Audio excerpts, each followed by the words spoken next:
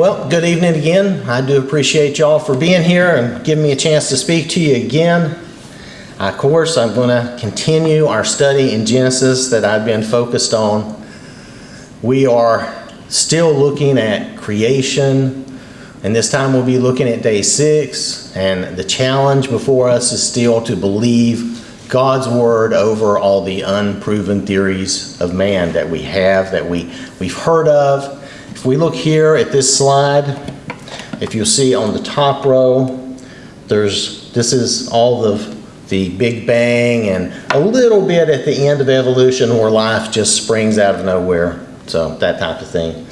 And then down here we see God's plan laid out in these little pictures here. We see day 1, the light, the atmosphere in day 2, and I'm kind of going quickly. The fruit in the trees and the vegetation in day 3. We see the sun and moon in 4. We see the sea creatures and the birds in day 5. And of course, we're going to see the land animals and Adam and Eve in day 6. So just wanted to bring that up. That's what we're making our comparison with, comparing that to the billions and billions of years that all this other stuff talks about.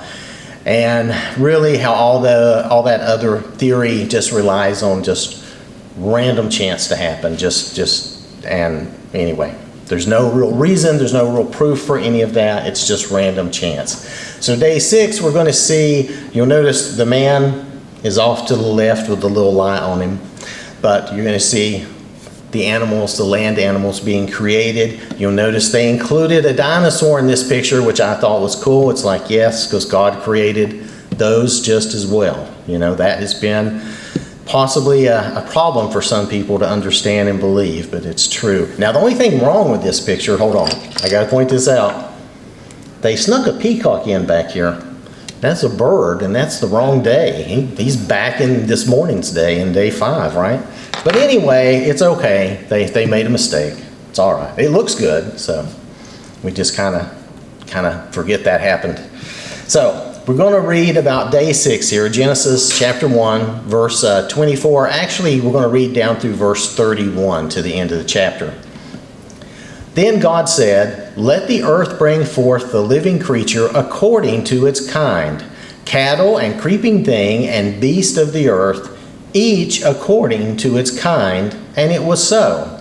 And God made the beast of the earth according to its kind, cattle according to its kind, and everything that creeps on the earth according to its kind. And God saw that it was good.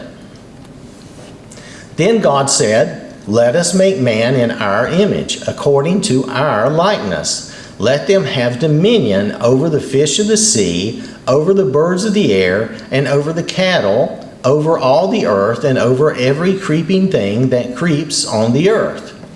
So God created man in his own image. In the image of God he created him, male and female he created them.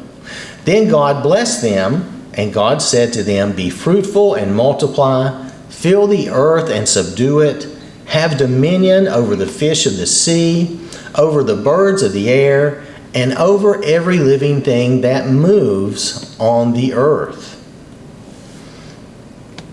Pardon me. And God said, "See, I have given you every herb that yields seed, which is on the face of all the earth, and every tree whose fruit yields seed. To you it shall be for food. Also to every beast of the earth, to every bird of the air, and to everything that creeps on the earth, in which there is life, I have given every green herb for food." And it was so.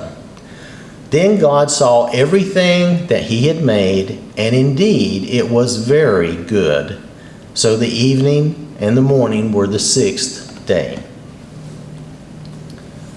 So going back to our first verse here in 24, notice God said, and it was so. Again, I keep repeating this because the Bible repeats it, and I think it's important for us to take that to heart.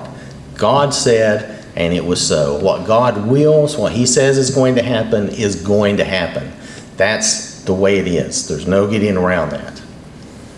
Also notice, he said, "Let the earth bring forth the living creature." So he's You know how he forms man out of the dust of the ground, right? Well, let the earth bring forth. He's bringing forth these living creatures. You'll notice that us and most other animals, we have a lot of similarities. We're made from a lot of the same stuff, and this is why, because they're coming from the earth as well, right? Just something to notice. Notice also that the animals are the living creature according to its kind, according to its kind. I mean, he just repeats this over and over, according to its kind. These different types of animals, cattle, the things that creep, all these things are according to their kind. There's some separation. You know, we can't, well, let's look at it this way. A giraffe and an elephant can't get together and have kids, right? They're separated. They're different species. That's just the way it is. They're different animals. They can't do that. So there's a number of different things like that where God is saying, according to its kind. These creatures are all according to their kind. Now, as far as the classifications of animals that he gives us, these are kind of broad, so you have to think about them that way. The beast of the earth, that represents like the wild animals. It's like I said, it's a very broad definition, the wild animals. And then the cattle, actually, probably a better word would be like livestock, domesticated livestock. It's animals that tend to be, you know, we tend to use for domesticated purposes, right? So, and then everything that creeps, right? Now, we don't always like to think or talk about the things that creep. I don't like the things that creep being in my house, for instance. I don't want bugs and spiders and mice and stuff like that. But anything, the idea of that words, the words there in the Greek is anything fast and close to the ground that's scurrying, you know what I mean? So that's why I think of those creatures especially. Bugs, rodents, all of that sort of thing. So. And God saw that it was good. Again, God made everything good. It's beneficial. It's beautiful. It's wonderful. It's good because God is nothing but good. Like we were talking about in Matthew this morning, God is good. He can't be anything else. So everything he creates is good. And that's, again, he's saying this to us. He created good. Now, if you look at evolution, since I'm going through this comparison over and over. The problem with evolution, with the picture that we looked at, evolution says all life came from inanimate matter. It just came from stuff that was here, right? They talk about the Big Bang happening and then you have this stuff. It just appeared out of nowhere, which we know doesn't work. Now, life does not come from non-life. We know that. Nothing living is just going to pop up out of that pew on its own, right? That's just not going to happen. So then if you ask them, well, where did the matter come from? Where did all this come from? Or where did that original thing for the Big Bang come from? It's a great mystery. They don't know. We know where all the matter came from. God. There was nothing until God showed up on the scene. Remember, going back to day one, he started everything, created everything. So all that matter came from God. So I just want to mention that and make sure we understand. Other problems with evolution of animals is the intermediate forms. Like they may indeed have found a skeleton of a small lizard, like in this picture. Here, they may have found that guy in a fossil or some skeletons. And we know blue jays exist, so that one's good, right? We know that exists. But all these things in between, they never find those. They never exist in the fossil record. They just aren't there to find. You know, you remember our picture from this morning, that bird with the feathers that was a fossil that they said was a feathered dinosaur. It's just a bird. It's just a bird. Anyway, so this doesn't really happen, and we talked about this morning, so I won't reiterate all of that, but this doesn't really happen. And matter of fact, a lot of times, even the dinosaurs,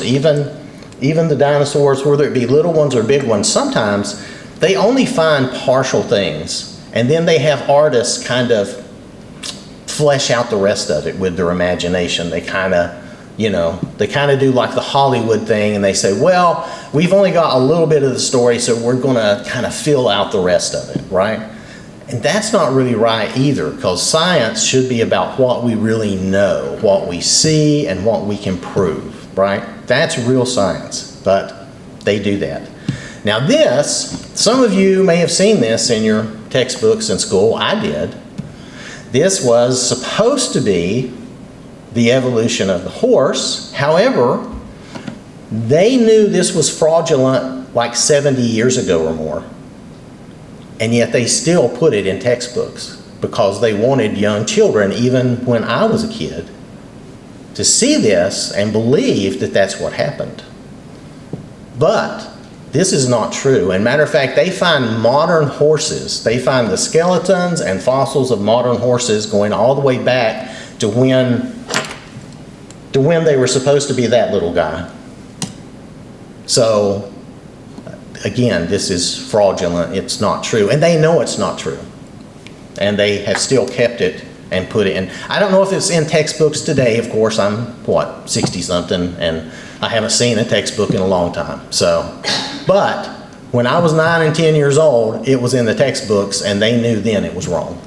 So I'm just pointing that out. We're going to see some other things like that. Probably what they found that they thought was like this little guy here is probably some animal like this capybara, or however you say that. It's probably just some small little animal that they thought, oh, it looks kind of like a small horse, and they decided it was prehistoric horse or whatever. But I'm just saying probably, right? That would make some sense to me. They found something they didn't know how to describe, or they found a few bones, and they, like I said, they fleshed out the rest because they did that as well. So coming back to day 6 in Genesis, our verses here, notice, then God said, let us make man in our image, right? Let us make man. So he said that, and it was done, right? He made us. It's very important that we realize we're made in the image of God. That is a very, very special thing. That is, no other creature is made in the image of God. We're the only ones. There's nothing else on this planet that is made in His image. We're made to be like God, to follow Him, to imitate Him.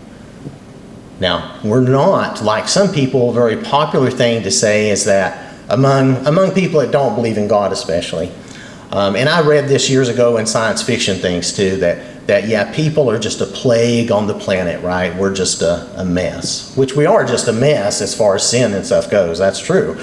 But we're not a plague on this planet. God made us. He made everything here for us. He made us to inhabit this planet. If you remember from our lesson this morning, He made this place to be inhabited by us, and He made us in His image. We are extremely special in that. That's why He also gives us dominion over everything else. Just like He has ultimate dominion over everything, but He gives us dominion over all of these things. The fish, the birds, the cattle, all the earth, every creeping thing that creeps. Later, He's going to repeat this and say everything that moves. But He's made us to have dominion. Now, to have dominion is to rule. We're supposed to rule the earth. But we're made in the image of God, in the likeness of God. We're supposed to rule benevolently like God does. We're supposed to rule like Him. We're supposed to be as close to as good as God is as we can get. That's the idea. So these things all run together. They all go together. God is telling us we're made in His image, and then He's given us dominion because we're supposed to be like Him, and we're supposed to have this benevolent caring for all that He's made for us. We're supposed to take care of all these things. So, care for what God has given us. Then we see here in verse 27, in the image of God, He created him, male and female. He created them. There is nothing else. There's only male and female. There's no anything else. Now we know people have birth defects. Things happen. This is a corrupt world we live in. Now at this time, in day 6, there's no corruption, so don't get me wrong. But we know that now we live in a corrupted, fallen world. There are birth defects. There are things that go wrong. So just because someone is born missing an arm doesn't mean that's the norm and we should all remove our arms. If someone's born with 6 fingers, it doesn't mean suddenly we're to go out and magically attach some 6th finger, right? These things happen. People are born sometimes with webbed fingers. That doesn't mean that is suddenly the norm and we all run out and do that, right? So we want to be aware of that, and I bring that up largely because of the whole notion nowadays that a person can be anything they want to be. They use the word gender, which I don't even like to use because it's not meant to pertain to what they say. But there's only 2 sexes, and so by that, there's really only 2 genders for people. That's all there is. They can't be anything else. And you're born in the body you're born in. There's no way, you can't change your sex. So we have to understand that as well. And you can pretend all you want, but you'll never be a cat or a dog either. There are crazy people doing all kinds of things in this world. But, pretending and dressing up, that's one thing, but you're not really changing anything. And no matter what medical procedure you have, you'll never change your sex. There's just no way to do it. We don't have the means to do that. So God created us male and female. That's all there is. And we'll see more on this as we go through Genesis. But notice that God blessed them, be fruitful and multiply, fill the earth and subdue it. Now, this is just like he blessed the animals. Earlier we saw that. He blessed them and they multiplied and they grew, and we still see that blessing and that growing today. And this still applies to all of us today, even people out here who don't necessarily believe it. They're still blessed with the ability to be fruitful and multiply. That's still a blessing that God gave everyone. So, and the people of Israel, they took this as, I think I mentioned this in our class, they took this as a command.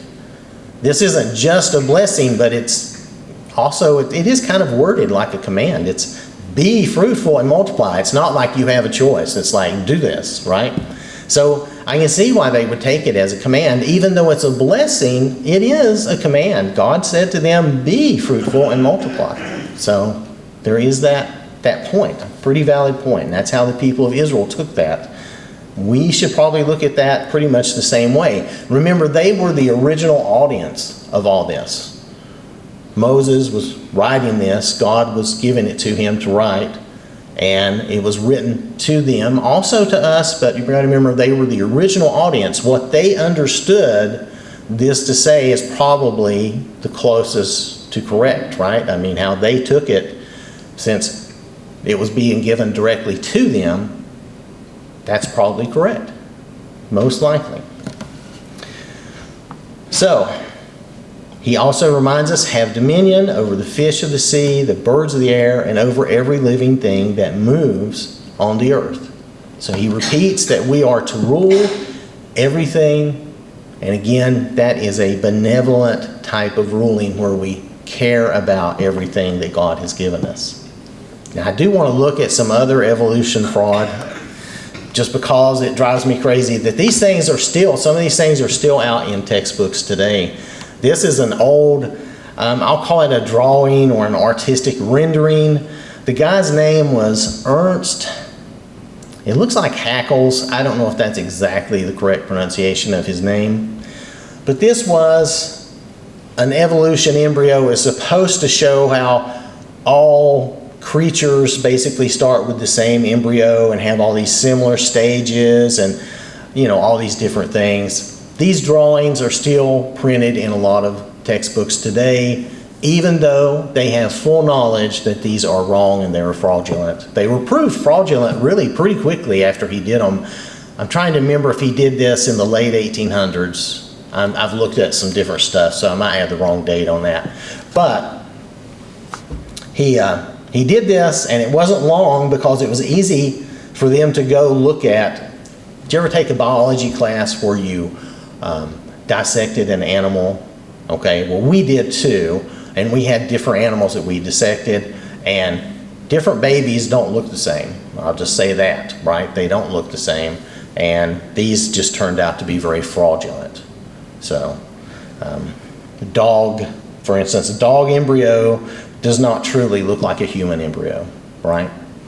And pigs and everything, it's not the same. So he was trying to show that as if that would mean that we're all very related and evolution occurred and all of that. They used to say also that we go through phases as an embryo, that we have like a fish phase and all this stuff. It's all. Anyway, so here's another thing that was fraudulent.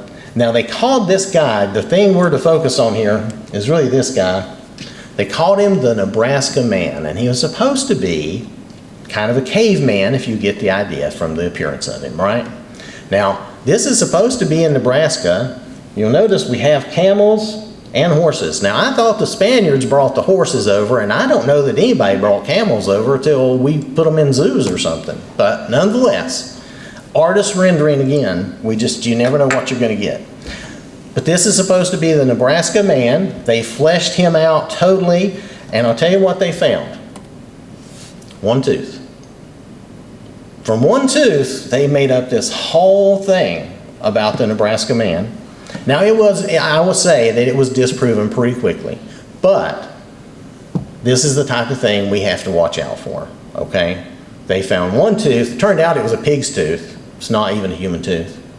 But they fleshed out this whole big story for this tooth and called it the Nebraska Man. This is the evidence for Neanderthal man. Now, I look at that, I say that's some human bones, because that's all it is. It's human bones. It's just normal bones. There's nothing drastically different about these bones. Now, there's been some changes. These pictures are how they used to show Neanderthal, more ape-like and stuff like that. They've kind of moved away from some of that, and you'll see these look much more normal, like just normal people, but these are supposed to represent Neanderthal man. They're a little dirty and hairy, but basically look like people. Nothing unusual about them. And it's weird, but that's because really there was no separate species. There was no separate race of men. There's just humans that God made. And this is all they were, is they were humans, right? And they keep finding these different things, and sometimes they just kind of flesh out these stories. So the newer representations do look more like men. Coming back to our verses here, we all come from Adam and Eve. There was no other race made. There was Adam and Eve, and then if you go beyond that, we all come from Noah and his family. Again, there's no separate race made. What the things that we refer to as race nowadays are mainly based on skin tone. And the secret of skin tone is we all have the same skin tone, it's just different shades. It's melanin. It's just how much melanin you have. So a really light-skinned person has less, and a really dark-skinned person has more. But it's all the same color, it's just different shades of that same color. So that's the secret of what they call race, and there really isn't separate races. So anyway, we all come from the same people. Something that Paul tells us here in Acts chapter 17, verses 24 through 28, and I included quite a bit of this just for the context. God, who made the world and everything in it, since he is Lord of heaven and earth, does not dwell in temples made with hands, nor is he worshipped with men's hands as though he needed anything, since he gives to all life, breath, and all things. And he has made from one blood every nation of men to dwell on all the face of the earth, and has determined their pre-appointed times and the boundaries of their dwellings, so that they should seek the Lord in the hope that they might grope for him and find him, though he is not far from each one of us.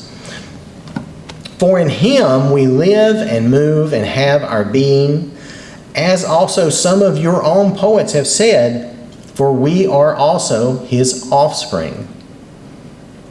So when he says one blood, that's the same thing as saying one race. He's saying there's one genetic person, there's one type of person, that's all that was ever made. And that's us, that's just the human race. Now, as a part of our Neanderthal thing, they have come to this conclusion that the Neanderthals live on in us. We have Neanderthal DNA. And some people show, I feel sorry for this guy. They're basically saying he's a Neanderthal, which is could be kind of insulting. Now, it depends on him and his opinion, but it could be insulting. Anyway, because what they're calling Neanderthals, it's just the skeletons of human beings. They're just in the normal range of humans. They're not anything unusual or anything strange. There's examples where they found human skulls and they tried to attach like orangutan jaws to it and make all these different, but all those things are not real. I think that was the Piltdown man or something, but all those things are not real, just like this isn't real. He's just a human guy. He's a normal guy. My head is shaped different. I even have a dent somewhere. That doesn't make me a different race or a different thing. That's just, matter of fact, that might be where I hit my head when I was young. But nonetheless, there's differences in us. This is within the normal human range, right? And another thing, they've also, I think they're going to move us away from that idea that we have some common ancestry with apes and stuff, because they have found evidence that our DNA is actually too significantly different from theirs. So that's something else that we may hear more about, hopefully. So they claim that the Neanderthals live on in us, that somehow we're all mixed in, when really it's just all us. It's just always us. The simplest answer, right? Just like I talked about this morning, the simplest answer is the true answer. It's all us. Those skeletons and bones, they're human bones. They're all within normal human ranges. We see here, again, coming back to our verses, God said, and it was so. He said it, right? He is the one that's given them this. We'll continue on. Now, this is one of my pet peeves. Where it says see there, I think if Shirley's looking at the King James Version, that should say behold, right? Behold, I have given you every herb, right? So that word there for see, that's why I marked it and underlined it, because it's behold. It's behold. Behold means pay attention, look at this. This is something to notice, right? So behold, I have given you every herb that yields seed. Now notice he gives us every herb that yields seed, and every shoot whose fruit yields seed. It shall be for food. Now that's our original food. We weren't really, when he made us, we weren't really made to be meat eaters, and I know we love our steaks and hamburgers, hot dogs, and all that, but this was the original idea, the way we were made. Also, every beast, every bird, everything that creeps, they were given every green herb for food. And the reason that's a little bit different, if you'll notice that, every green herb, that's because it covers all the grasses and everything like that. That word's slightly different. Because what do cows eat? They eat a lot of grass, right? So this covers that idea. Whereas we don't eat grass. I don't think we would get any nutritional benefit out of grass. None that I know of anyway. So there could be a grass in the world that I don't know about that would be good for us, but I'm not aware of it. So anyway, so we're given this food. God gives us this. And he gives the animals those herbs. The animals, we were all vegetarian in the beginning. Then God saw everything, and it was very good. Now, I looked at this because he says it was very good. And it means greatly, completely beneficial, beautiful, useful, totally good. Because that's all God knows how to do is good. So everything was completely, totally good and beautiful. And he made all of this for us to be able to inhabit here, to live here. And we might think of that as like when you make a baby's nursery or a child's bedroom, you make it for them, right? He's making everything in the world. Back then, he was making everything for us, for this to be a great, good place for us to be, a totally, completely good and beautiful place. That's what he intended. And if you'll remember, the end of the book, which we could skip to the end of the book, that's where we're going to go again, to a completely good, wonderful place with God. All we have to do is trust him and believe in him, which is part of what I'm talking about here. We need to really trust and believe God, believe his account here in Genesis. If we give up this account, the creation account, then we've lost the whole Bible. Because the Lord created all this for us. And if we don't follow, we're going to go into the next chapters later, and we're going to see if we don't have this creation account, and it's billions and billions of years, then you don't have Adam and Eve, and you don't have original sin. There's no reason for Jesus to die. I'm just going to keep saying this. And then we've lost everything. So we have to believe. We have to believe. So if we look at Psalm in closing, I'm going to let you go. In closing, Psalm 14, verse 1, "The fool has said in his heart, there is no God. They are corrupt. They have done abominable works. There is none who does good." And this is the problem we see in the world today. So many people do not believe in God. Even if they are trying to be a good person, they don't believe in God. And without God, he's the only one that's good. Remember, we talked about that again in Matthew. So he's the only one that's good. So how can you be good without God? I will say, and I will just say that it's not possible. It's not possible to truly be good without God. So people are so confused and easily deceived because they don't believe in God. They don't want to believe in God. Because if they believe in God, then they have to change. Then they have to follow him. So they are comfortable in their sin. They don't want to change. And I just want to encourage us to not be that way, not have that disbelief that they have, but to believe and trust in the Lord. And to not believe and trust in the Lord is in itself sin. So we want to believe. If we look at these verses from Acts that we read earlier, and just notice that God made everybody so that they should seek the Lord in the hope that they might grope for him and find him, though he is not far from each one of us.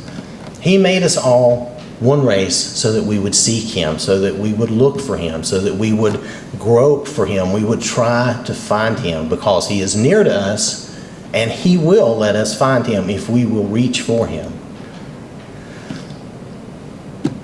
Jesus, our salvation, our forgiveness, they're all available. And whatever we might have a need of, we just need to repent and come to the Lord.